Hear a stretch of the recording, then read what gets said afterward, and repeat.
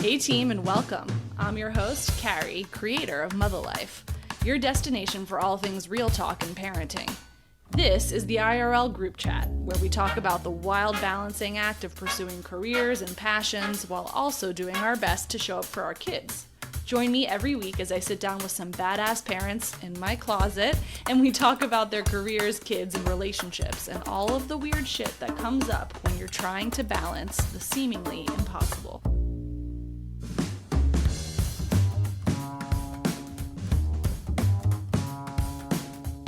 Forgive me, mothers, for I have sinned. It has been 9 weeks since my last solo episode.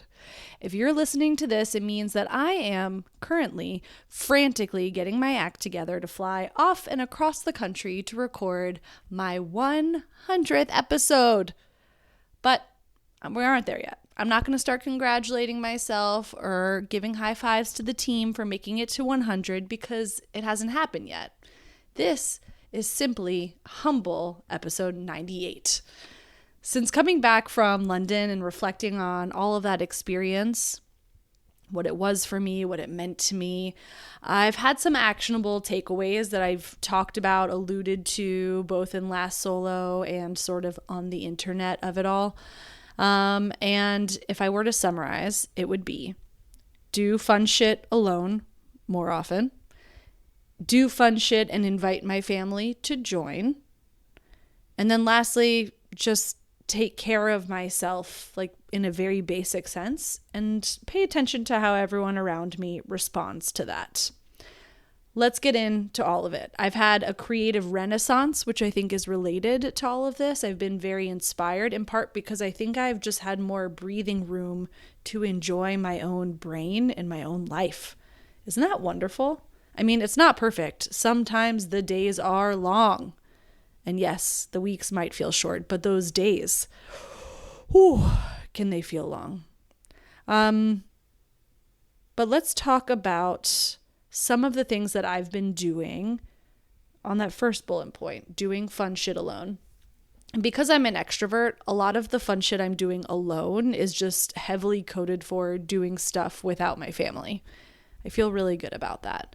Something that I've been meaning to talk about on here for a while is a little something called Mom's IRL. You can roll your eyes at the name. You shouldn't because, well, okay, if I'm being honest, when I first saw it, I rolled my eyes because for whatever reason, I have this real aversion to being thought of as a mom, even though I obviously am a mom and I think a great deal about being a good mom. Is just kind of insane. It's like I don't like being catered to in my mom era. And so when I initially saw this thing come up, it's a dance party. It happens from 6 p.m. to 9 p.m.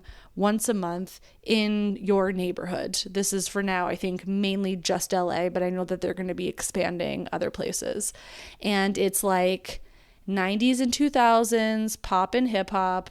It's all women.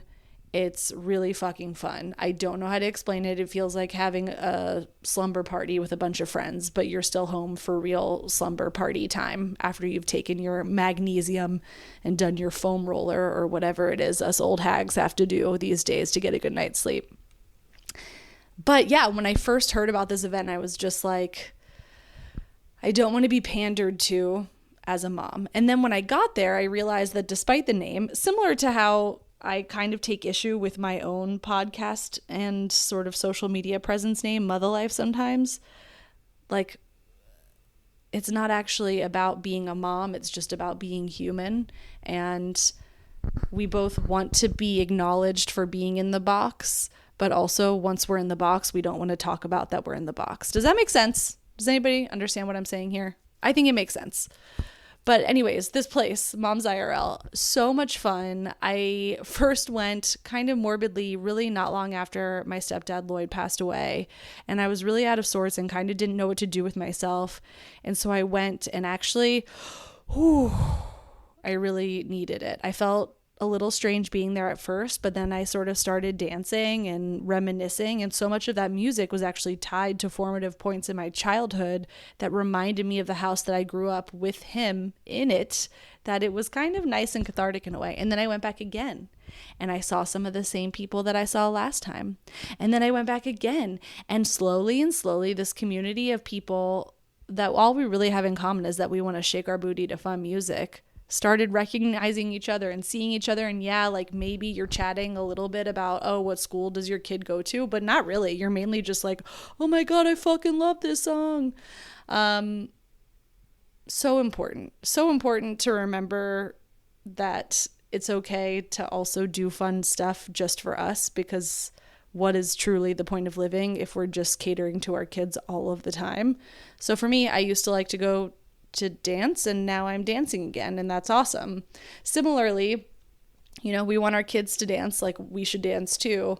Our kids go to like art classes and do arts and crafts. Like I want to fucking do arts and crafts too. And let me tell you, if you are not following along on the social media side of things, you are missing a real crafting renaissance from your girl Carrie, because I have become addicted. I'm an addict. Hi, my name's Carrie. I'm an addict. I am addicted to beads. I have been making bead necklaces. I don't have enough necks. I don't have enough wrists. I don't have enough ankles for the amount of beaded items I am making. My kids are dripping in gems. I'm dripping in gems. You look at me the wrong way and you might get like I'm like a feral animal who's like leaving you gifts at your door. I'm finding it so much fun. And it's been really nice. And I don't think it's an accident that this sort of like desire to create and make things and have fun is also joined up with this period where I am more intentionally trying to do stuff I want. So there's the things that I'm doing by myself for fun, like going to Mom's IRL and other just like fun events. I'm not so much a like go to restaurants anymore girly. I'm a huge foodie. I love food, but it is kind of complicated with the Crohn's of it all and like how I'm feeling and what's going on. Like I'd rather do an activity. It feels more like bonding anyway. So there's the things that I do by myself, the making of the jewelry that I sort of like bring my kids into occasionally if I want. Like I might go to Mom's IRL and then have a dance party with the kids. I might make some jewelry and then show them how to make something themselves. Like that's kind of nice. I'm bringing them into my world. I'm showing them my interests, but I also have those times for me alone, which seems really important. And then there's this other piece, which is this new rule, more or less. Do we call it a rule? I don't know if that feels too intense, but this thing I'm trying, whatever, like it's like a New Year's resolution. If I say it's a resolution, I'll fuck it up. So just this thing I'm trying, like, let's keep it chill, everybody. The thing is, I, once a weekend, pick something I want to do, and then I invite my family to come with me. Revolutionary. And I don't know how long I'm going to be able to do this. I'm sure some of you listening with your older kids are going to tell me, oh, just you wait until your kids are so scheduled that you have to drive them around. Or, oh, just you wait for that. Don't just you wait me, by the way. If you know me, you know I don't want to hear it. Like, I'll get there when I get there. And you can be like, oh, yeah, that sucks when I complain. But, like, don't give me my peace.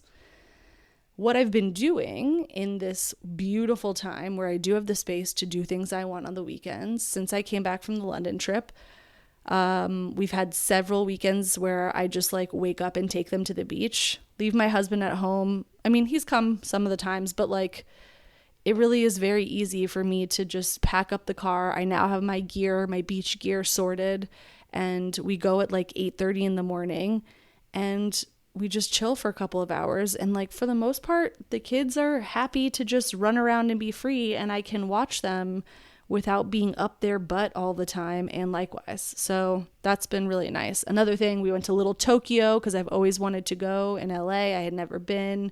Smorgasburg, a la former podcast Zach Brooks, which is this like big food festival thing. Did my kids eat anything at Smorgasburg? No. Did they spend an hour and a half chasing pigeons while I ate whatever the fuck I wanted? Yes, that sounds like a win to me. Doesn't it sound like a win to you? And then there was this one weekend where I was like, what do I want to do? Like when I was just a unencumbered, childless person, how was I spending my weekends? I surely wasn't doing like an activity every minute, right? So I was really stumped. And then I just had this very obvious thought like, oh yeah, I used to like go try a new bakery spot and then walk around the mall or walk around some stores. So you know what I did? I invited my kids to come with me to eat a fucking pastry and walk around the mall. And you know what? We had a great time. They didn't love the pastry. We got those, you know, those like viral, if any of you are chronically on the internet like me, those like viral fruit looking pastries that you bite into them and it's very ASMR and it like crackles and crinkles and you like are salivating watching people eat these sort of crackly, crunchy fruit patisserie things. Do you know what I'm talking about? So anyway, I took them to this place because I really wanted to try it. Did not blow my mind. Like, whatever, they can have it. I mean, still deeply satisfying to watch other people eat them, which is kind of fucked up, but like they're not changing my life. But we did that. They didn't love the thing that they tried, but like we still went out and did activities together and I learned things about my kids and myself. We went to Miniso. Are you familiar? If you do go to Miniso, I will tell you a good shout. They have these like little sticker things. I'll see if I can find a link for it and put it in the show notes. These like pictures, and then they have stickers. We're partial to the ones with capybaras, and you can like place a bunch of capybaras in a little cafe stickers. And like it's kind of fun for my 2-year-old and it's fun for my 5-year-old and it's fun for me on a different level. So we each get one, and it's actually proven to be a really fun activity to do.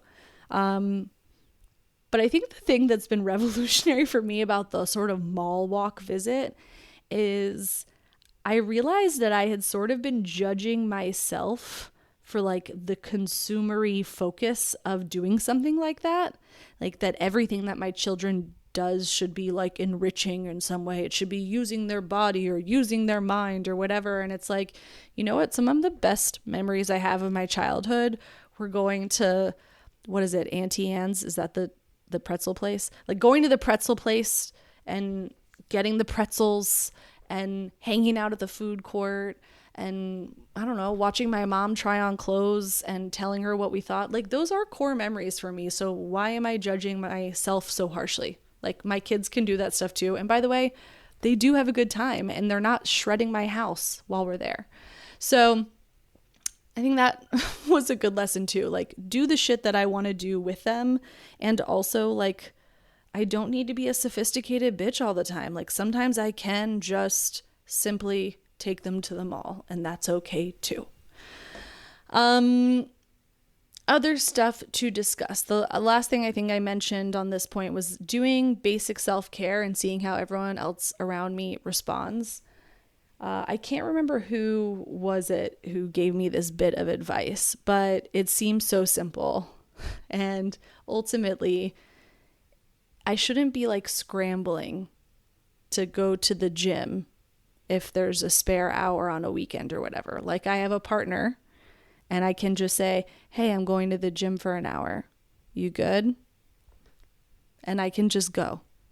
And I know that sounds really wild that I have to say that out loud, but I think for a long time I like wouldn't let myself just take the space that I need. That seems to come really easily for other people, did not come easily for me. And when you do take the space for yourself and your partner then says, okay, have a good time, we'll see you when you get home, and you realize like, oh, they want me to also take care of myself. Or if they don't do that, then that's also information, right? Like, oh, you can take care of yourself, but I can't take care of myself. Like whatever way it hits you, it's data. If people are saying, oh, must be nice that you can work out, that's data.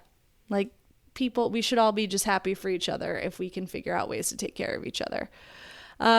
So to recap, the top 3 points we're making so far is 1, doing more fun shit alone. For me, that has been jewelry and dancing. 2, doing fun shit and inviting my family to join. That would be my little LA adventures and going to the mall and engaging and indulging in some frivolity. 3 is basic self-care and just taking the time. It doesn't have to be a lot. I'm not asking for much, but I should be able to pee by myself. I should be able to wake up in the morning and have time to brush my teeth if I so choose, which, by the way, I so choose. And it could just be taking that hour at the gym on a weekend. Like, all of those things are basic self-care. So we're going to do those things, and then we're going to see how everyone in our orbit responds, and we're going to take that as data, right? Right. The other thing I wanted to talk about is recently traveled with my kids on a trip. And regular listeners of the pod will know I don't actually like traveling with my children that much, or at least historically I haven't. They have a lot of stuff. I just don't know what we're going to get into. It's just, for somebody who is a very good traveler and somebody who has traveled extensively internationally, I've always found it just like very overwhelming to think about all the eventualities of this stuff I need to take them on a trip and then go on the trip. And I'm always happy once I'm on the trip, but getting on the trip is always pretty anxiety inducing for me. So I'm happy to report that this trip actually I thought was really successful. Successful for a number of reasons, but I won't sugarcoat it. Part of it is that my kids are getting older. And I mean, I still have a little baby. She's 2.5, and 5.5. But like, I'm trying to figure out what it was that felt easier. Oh, right. The tablets on the plane. We do not use tablets in our house. I don't care what you do. Happy for you. Live your life. Watch TV and stuff, but like the tablets only work on the airplane and on vacation. So do you know what that means? That my kids are locked in like little tablet zombies for the whole flight. And I could not be more thrilled. My guilt and concern about the tablet time is non-existent. Okay. I don't want to think of more activities to do with them on the plane. I just want them to chill, because you know what I want to do on a plane? When I go on a plane, I want to be a little tablet zombie too. I want to watch my movies. I want to chill. I want to read my book. And this trip, they really nailed the assignment. Our travel days were some of their best days. So A, that was huge. B, the other big epiphany for this trip was, I don't know if like we will be those people who take big vacations with other families. Like, I didn't do that growing up, so I didn't have it modeled for me. I don't know, it sounds cool, but I feel like a lot has to align. Like, everybody has to like each other. The kids have to get along. The parents have to. It's just like a lot to ride on the thing. And I'm always very happy of and like envious of people who have figured out how to do that. But it's just not something like in my paradigm that I am used to, or like, I don't know. I don't know if I see it for us, and that's fine. But I will say, going to a place where I know people is great.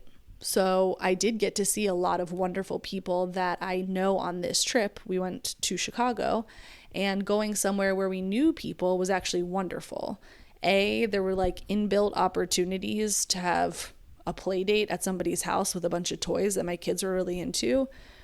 B, there wasn't like that pressure of having everybody have to have a good time, because my friends who lived in Chicago, like, they were living their lives and they just got to like pop in and say hi. It wasn't like I was asking for them for this like huge heavy lift.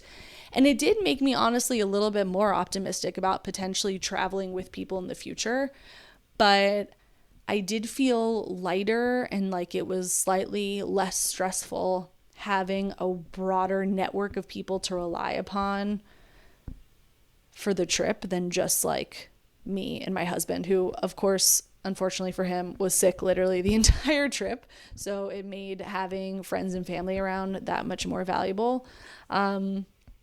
But yeah, I really feel like we turned a corner with this trip. I felt like if we forgot something, we could probably go to a Target and acquire something similar, and like everyone would survive.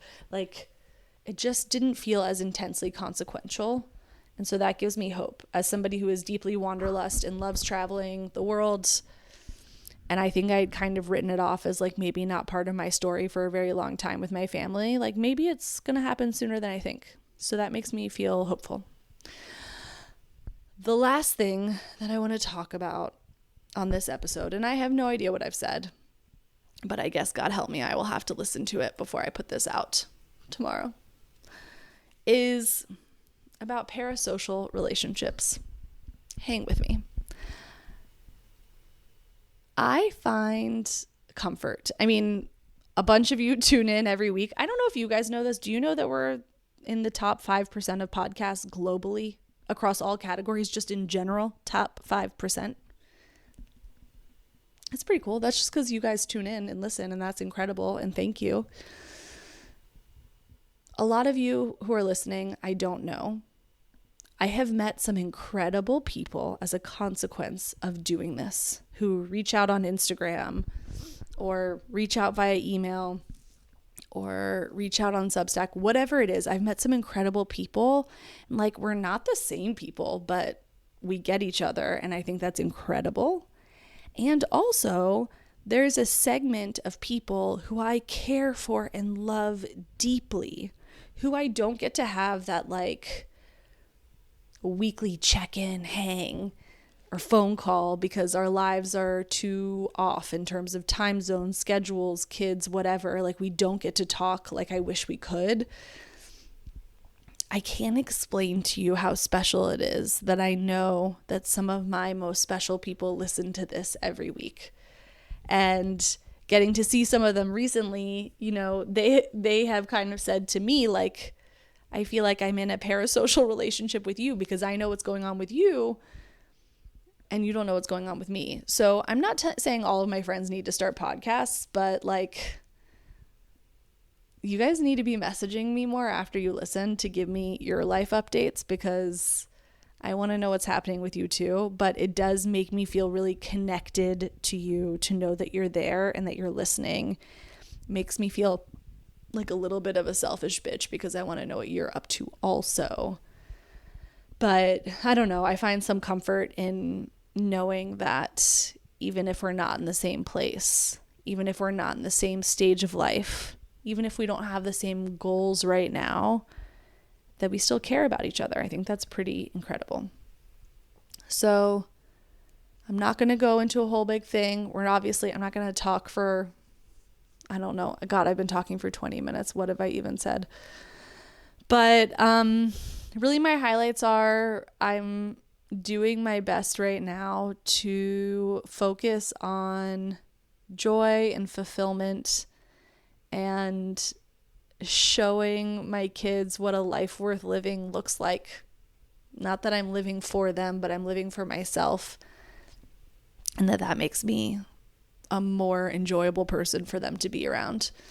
And I think it's having an impact. It feels like it's changed sort of the tenor of the conversations that we're having at the dinner table and who they see me to be and how I see them too, honestly. It's like allowed me to be more aware of what their interests are because now we're sharing interests. I'm not just dragging them around to shit. So that's it for me. We've got a great episode coming up next week. Please tune in. I think you're going to love it. And then the week after is the big 100 that I am going to be recording in a couple of days on location across the country, which I can't believe is so special. Yeah, I'm really excited for you guys to tune into that one. In the meantime, if you are a regular listener, if this is your first time here, please listen, review, subscribe, all of the things. Everyone has been doing such a good job of sharing this show with their communities and building out a more robust response, wink, wink, to the algorithm. And I need you to hang on a little bit tighter. So if you've been thinking about giving me those stars, do it. Today's the day. I love you guys. I love you, my team. This mother is out. Team, I need your help. If you love it here, please like and leave a review on your favorite podcast platform. Subscribe to the Substack for full access to this episode's show notes and join the discussion. And of course, follow me on Instagram at Mutha, MUTHA.life for a daily look at all things Mutha. Thanks for listening. Be sure to tune in next week for another Chat in the Closet. This podcast was produced by Mutha Life, music by Ronan Landa. See you next time.